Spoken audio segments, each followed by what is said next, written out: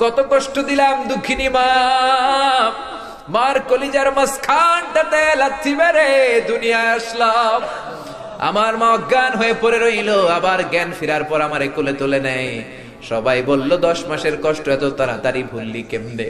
আমার মা জবাবে বললেন, তোমরা বুঝবা না, যখন আমি আমার সন্তান কোলে লইছি, বুকে লইছি, চুমা খাইছি রে, 10 মাসের সব কষ্ট আমি 1 মিনিটে ভুলা ফেলাইছি।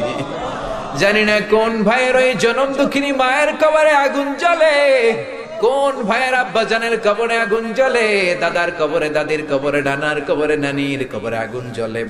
আব্বা আম্মার কবরে তুমি আযাবে দিও না, দাদা দাদির কবরে তুমি আযাবে দিও না, নানা নানির কবরে তুমি আযাবে দিও না।